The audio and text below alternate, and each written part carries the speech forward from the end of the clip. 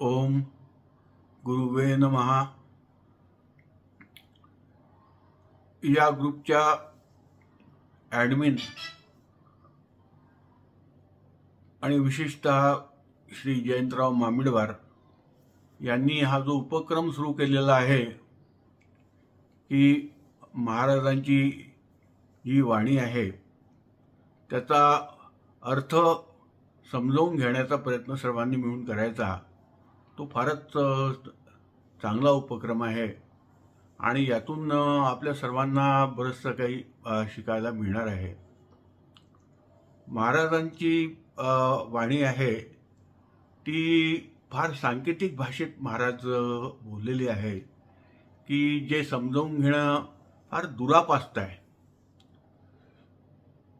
फार कठीण आहे.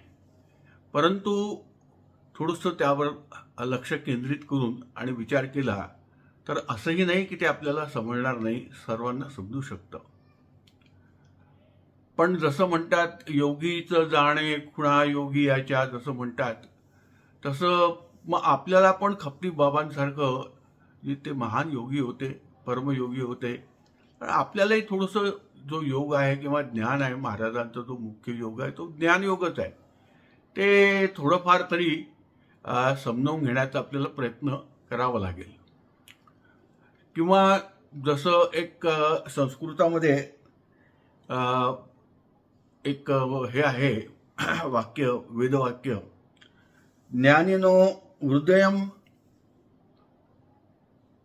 मूढेरी विज्ञात तेज जगत भवेत, असं संस्कृतात वाक्य आहे की खपती बाबांसारखे जे ज्ञानी असतात त्यांचं हृदय म्हणजे त्यांच्या बुद्धीची खोली, त्यांच्या बुद्धीचं खोलपण जे आहे, तर ते जर सामान्य मूढे विज्ञात, इथे मूढ म्हणजे मूढ समजू नये, अज्ञानी जनांनी आपल्यासारख्या जर समजायला लागले सगळेच जण तर मग कठीण होईल. मग तेच जगत भवेत म्हटलं, मग असं जर झालं तर मग हे जग जे आहे ते खरं आहे, समजायला हरकत नाही, अशी एक संस्कृत वाणी आहे.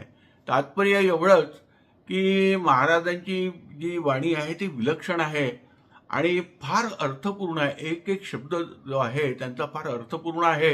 एक शब्द गुरुदेव का जाके अनंत विचार, तसं फार विचार आहे त्याच्यामध्ये भरलेले.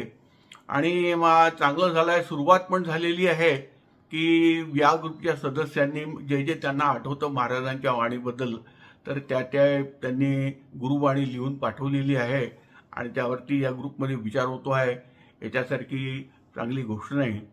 आणि श्री जयंतराव मामिडवारांनी मला फोन करून हे सांगितलं की हा जो आहे यामध्ये थोडंसं कॉन्ट्रीब्युशन आपणही करावं आणि त्या दृष्टीने मी देखील समजावून घेण्याचा प्रयत्न करीन महाराजांची गुरुवाणी आणि जी विलक्षण आहे ती. आणि मला त्यावरती काय वाटतं ते जे त्याचं एक्सप्लेनेशन आहे तर ते करून देण्याचा मी प्रयत्न करीन. तर आणि बाकीच्या सर्वांनी मिळून जर असा कोणी प्रयत्न केला ते एक्सप्लेन करण्याचा तर सर्वांनाच महाराजांचं जे काही ज्ञान आहे ते समजू शकेल आणि सगळे लाभान्वित होतील असं मला वाटते.